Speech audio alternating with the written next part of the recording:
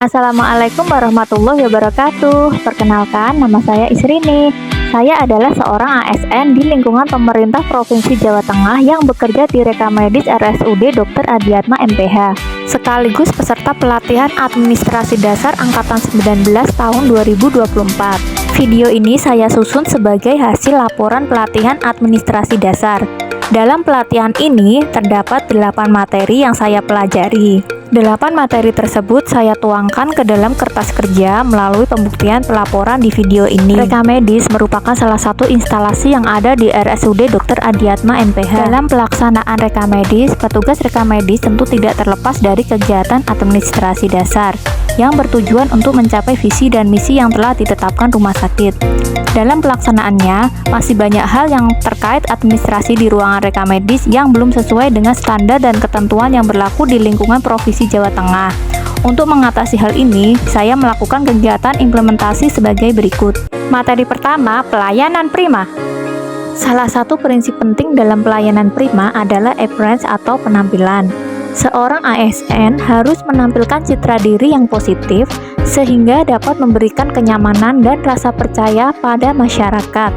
Hal tersebut dapat dimulai dengan menggunakan seragam lengkap sesuai aturan yang berlaku dan mampu mengingatkan ASN lain dengan sopan apabila ada yang menggunakan seragam dan atribut yang belum sesuai dengan aturan yang berlaku.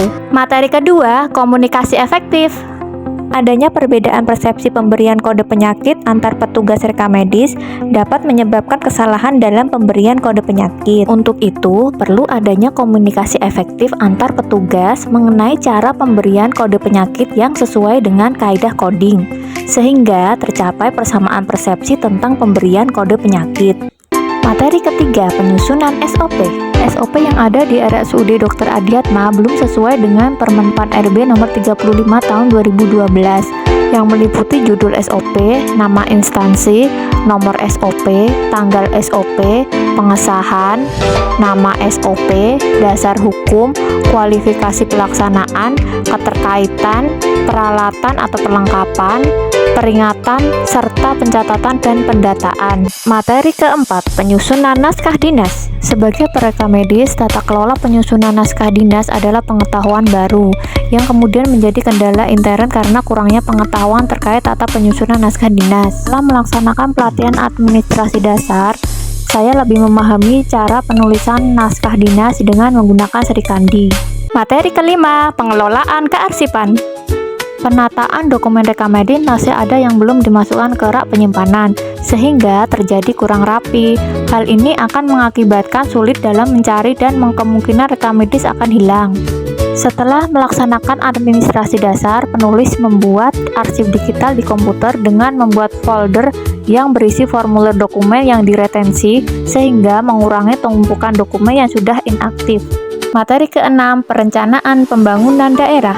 Salah satu perencanaan pembangunan di RSUD Dr. Adiatma MPH sesuai dengan misi rumah sakit adalah memberikan pelayanan kesehatan yang bermutu dan mengembangkan pelayanan unggulan dengan melakukan peralihan Rekamedis manual ke Rekamedis elektronik. Permasalahan yang terjadi di unit Rekamedis RSUD Dr. Adiatma adalah petugas koder antri komputer untuk pengisian RME. Dikarenakan rata-rata satu bangsa terdapat 3 komputer yang digunakan oleh dokter, perawat, dan admin ruangan, serta petugas koder, sehingga menyebabkan antrian dalam penggunaan komputer. Hal ini kurang efektif karena memperlama proses administrasi pasien pulang.